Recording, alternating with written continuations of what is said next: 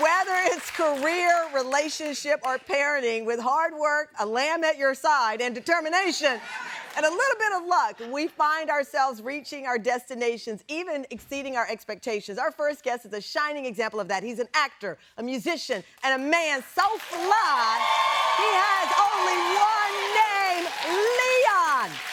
Leon made our heart skip a beat in the beloved film, The 5 Heartbeats, one of my favorites ever, and entertained the world with the hugely popular Disney movie Cool Runnings, which 30 years later is still being celebrated as a classic family favorite.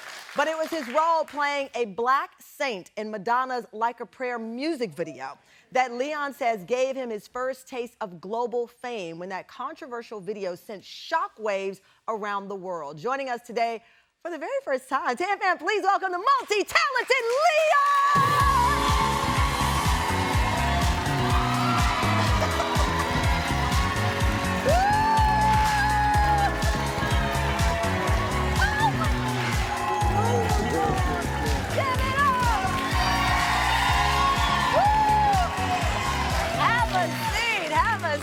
Have a seat. I feel like I'm a little underdressed today, though. No, you're never underdressed. You are just perfect. Oh, thank you. The perfect.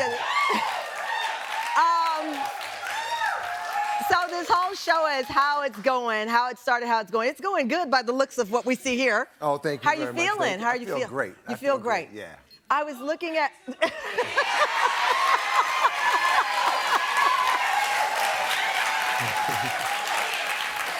Thank you. It's a live show, and feel free just to hit on Leon as you will. 1989, that Like a Prayer video. And you've said, you know, this was your first taste of global fame. Global controversy came with it. Even Pope John Paul II called for a ban of the video. Was it just last month, Pepsi finally ran the video at the MTV Video Awards. Madonna thanked Pepsi after all these years for putting it up. She refused to take out the black saint. You were the black saint. She DM'd you recently, as I understand it. You call her M. I love that you can call Madonna M. You know, some people can go by just one name. Leon.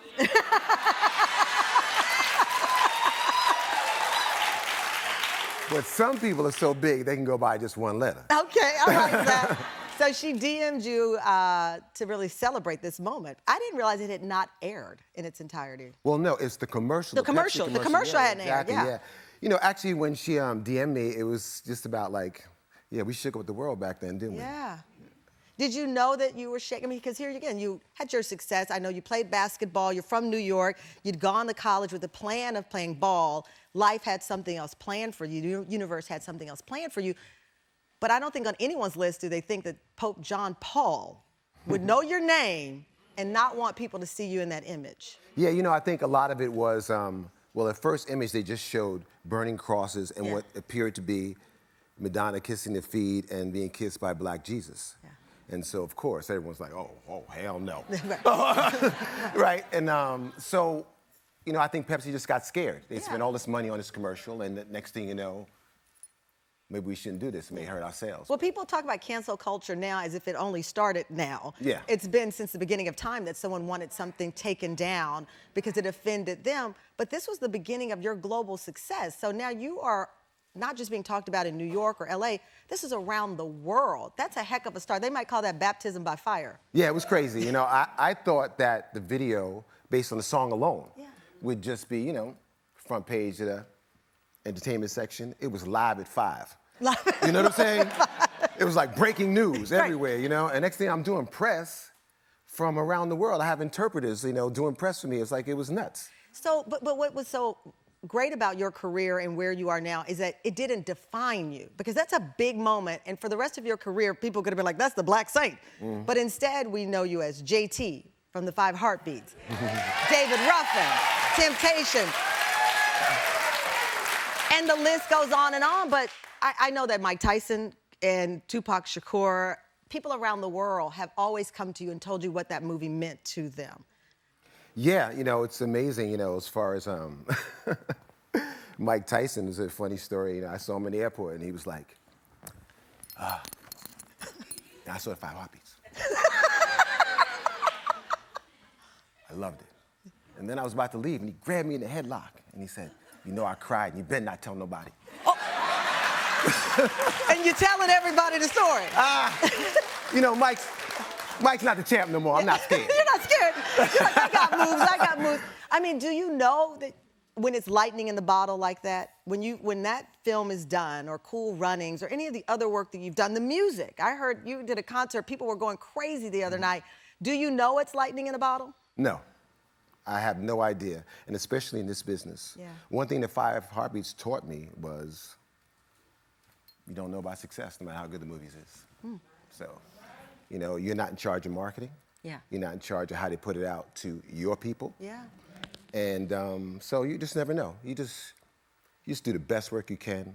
And the only thing I ever wanted to do in this business was to make memorable characters and memorable roles and memorable stories. Wow.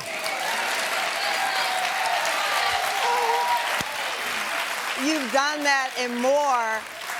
Before we go to our commercial break, there is a meme of one of the performances from your career that even Megan Thee Stallion references in a song. You're rolling your eyes. Do you know what I'm talking about? Coming up after the commercial break, we're gonna play that meme that you'll know it when you see it. And why was Leon hanging out with Coco Gauff at the US Open? I think he brought her good luck. We'll be right back.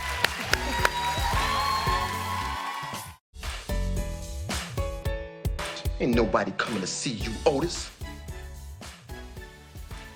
Back. That we bumped in with the meme that lives on forever. Where did that line come from? Of course, you were portraying the late great David Ruffin in the Temptation movie. And in the miniseries, the line, was that an ad-lib? Yes. It was, I know it, I could tell. It was an ad-lib.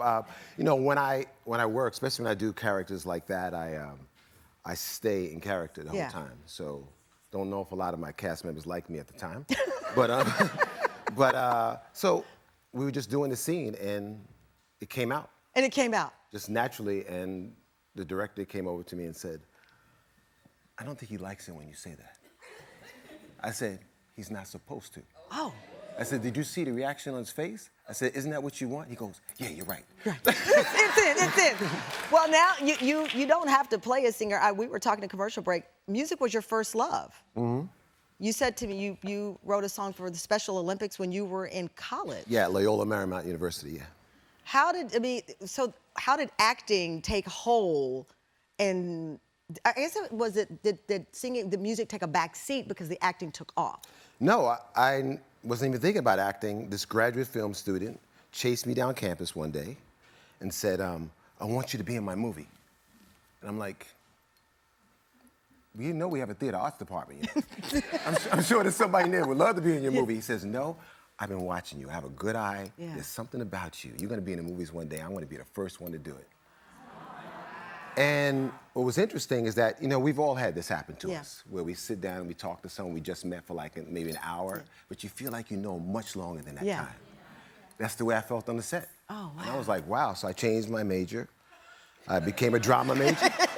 You became a drama major. And next thing you know, I'm on the Tamron Hall show. Oh, my gosh. Listen. Oh, my God. The literal mic drop there.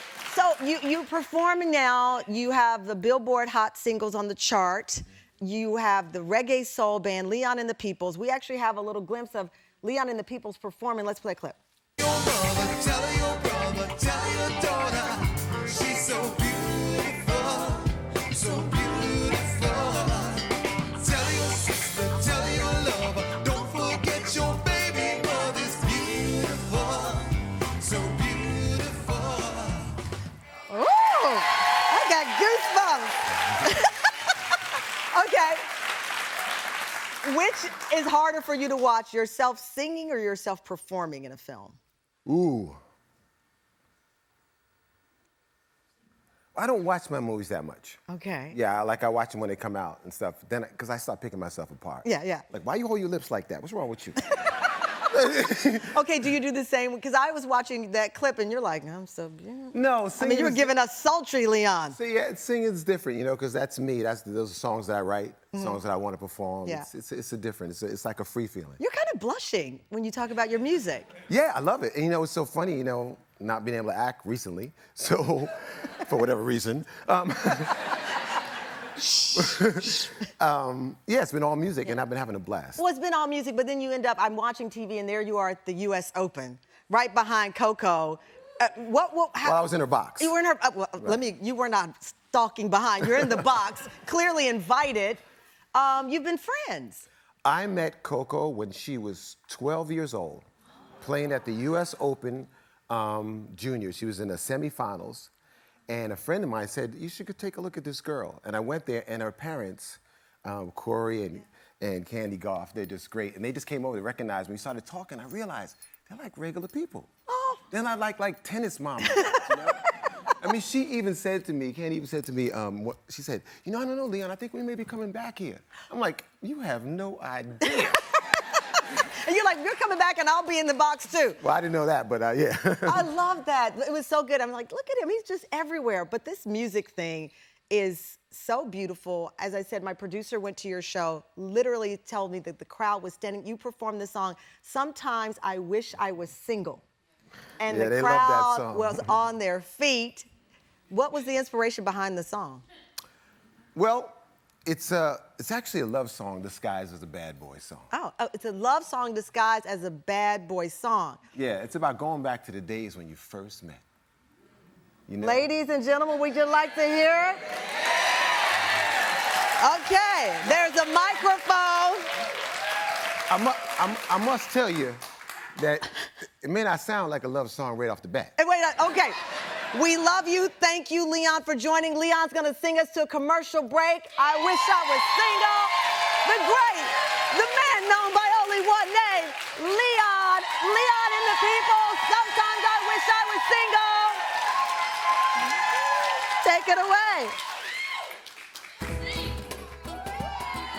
Sometimes, one time, hear me say, sometimes I wish I was single, so I could do it over again.